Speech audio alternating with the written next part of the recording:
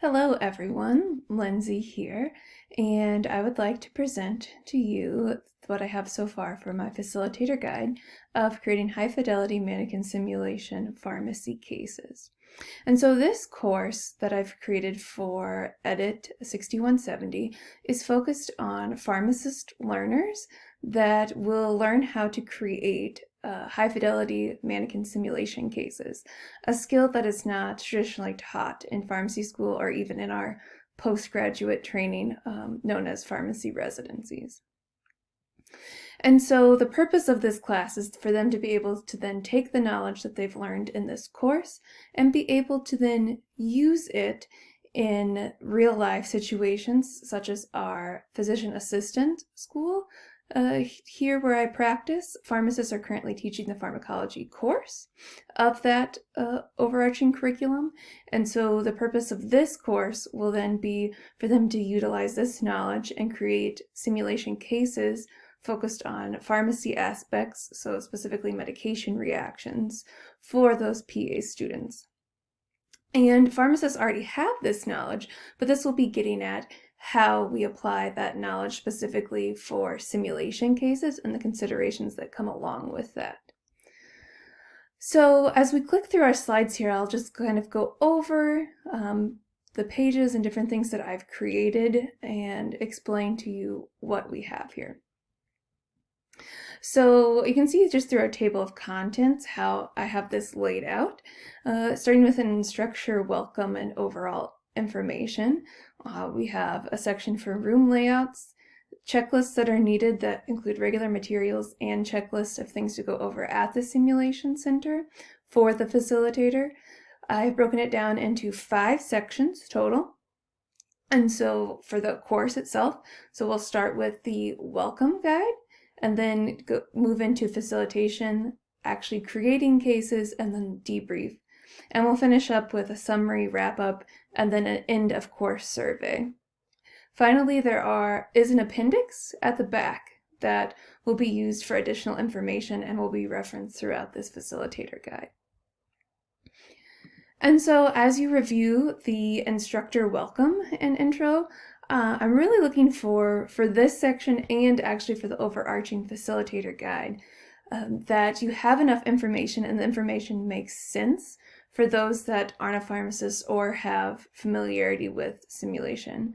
I would really like to know if the flow makes sense and that you would feel comfortable stepping in to lead this course with what I have so far. And so as we just scroll through, there's the time breakdown, an icon key, our overarching agenda. I have included here actual examples, and I happen to have photos of the classroom, so I tried to use the actual photos I had, knowing that this would be the classroom, and hopefully this makes sense how I laid out the training layout. And then again, also for when you're actually in different rooms outside of the larger conference room, what the layout could look like. This is a key slide that I would potentially like feedback on, because this will be somebody from a facilitator that may not be familiar with our Sim Center. So do you feel like you have enough information on this slide, or would you need an additional page or something like that to make sure that you're prepared for the simulation center? The first section is traditional welcome. That just lays out the expectations of the course, states the learning objectives, has the agenda and the flow of the day. There's a space for doing formal introductions and for the students to ask questions. It is the expectation of the facilitator that they will be familiar with the content within this course, so they would be able to hopefully answer questions at this time. Then I have this facilitator guide broken down and labeled for specific learning objectives sections, just to orient the facilitator into what's going to be in this next section. So section 2, as we saw in the table of contents, is our facilitation section, and just has an ideal length outline, specific materials needed, and the overarching goal, which links back to that objective. So this one's pretty interesting in that we're actually going to have the participants be in a simulation to understand the concepts of facilitation. And so we want them to work up a patient case, experience it, whether actually in the sim room or watching via live stream, with focus on how the facilitator of the simulation interacts with the participants.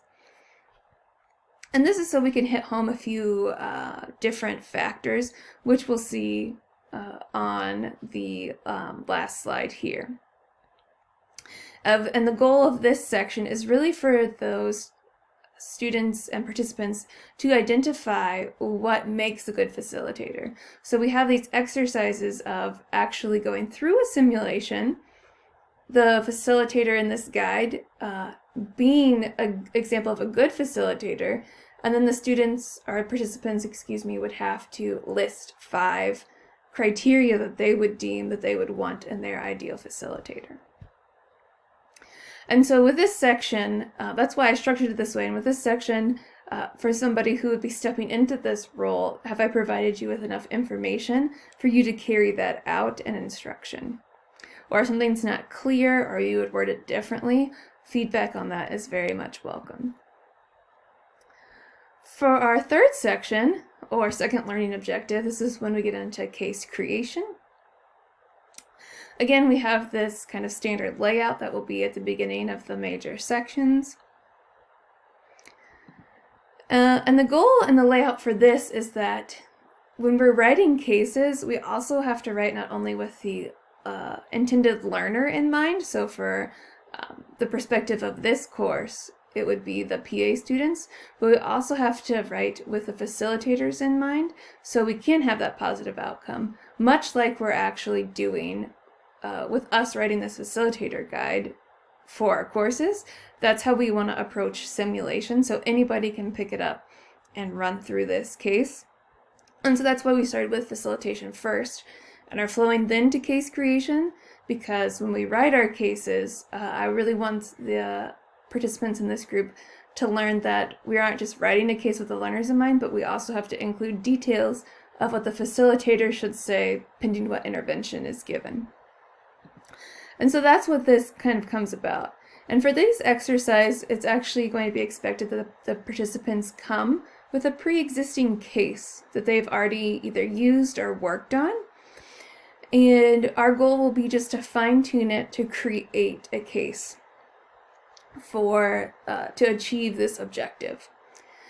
And so what we're going to have them do is make sure just like much of what we're learning in 6170, the content all aligns. So we're going to make sure that the content of the same subject matter for their case matches that of what they're taught in the more didactic section of their PA school. I'm going to have them write 3 learning objectives. Again, we're going to go with the understanding that these learners have achieved some sort of postgraduate training, and for almost every postgraduate training in pharmacy comes with a teaching certificate, and although it's not standardized, most do cover writing basic learning objectives, so this ask should not be anything too new for them. And then we're actually going to have them draft the case content. And because cases in simulation can be really long, we're only asking for day 0, or the initial presenting day is another way to think about it. And so this slide shows the checklist, and they would have to achieve all 9 of these things, but again, only for that day 0. And many of these things on this checklist can actually already be achieved when they come with a pre-existing case that already has some of this content, but is necessary for a complete, even 1-day case.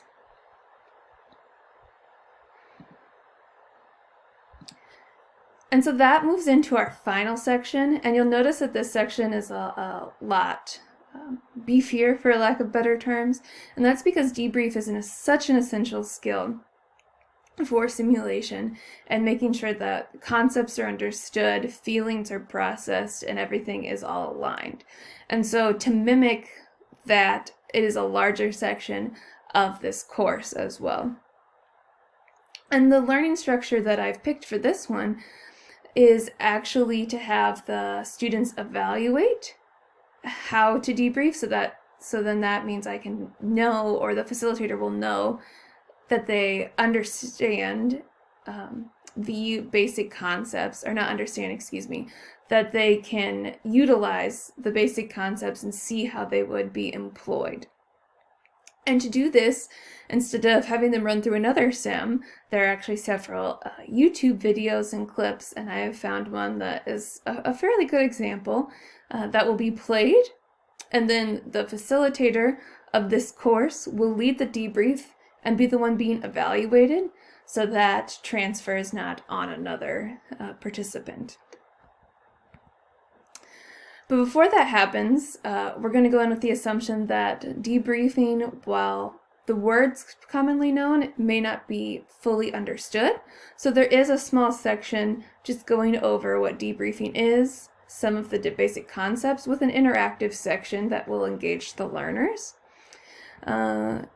As you can see as I'm flipping through these pages here, as well as key elements, additional things to consider, and some layouts of one approach that is documented in the medical literature of how to debrief. Then that would come to, now that they've learned about it, it's time to apply and evaluate those skills. And so everybody in the room will watch this YouTube clip. And then after that, the facilitator will lead a debrief. And during this debrief, while the participants are interactive, they will also be asked to use a rubric that can be found in the appendix to grade the facilitator on how well they're leading the debrief.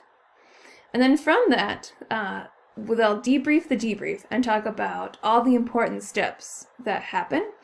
And a key component of this is, because we want them to evaluate, we'll have them actually share the scores that they gave the facilitator and why they did it, so we can assess how well they evaluated the facilitator. And then it wraps up with a summary page that just ties it all together, and then questions and a survey which can be accessed through this QR code. And so with that, I thank you for your time and listening to me kind of explain the overall project. As kind of reiterated throughout this quick presentation, I'm really looking for if the flow makes sense, and if you were to just pick this up, do you have enough information, or is it worded appropriately for you to lead this course? And if it is not, what are the areas, or where should I make improvements or pay special attention to? Any other feedback along the way is beneficial, such as any spelling errors or just typos. Anything like that, or even flow or design comments are welcomed, but the areas I'm focused on is really enough information there for you to carry this out as I envisioned it. And with that, I thank you for your time, and I look forward to your feedback.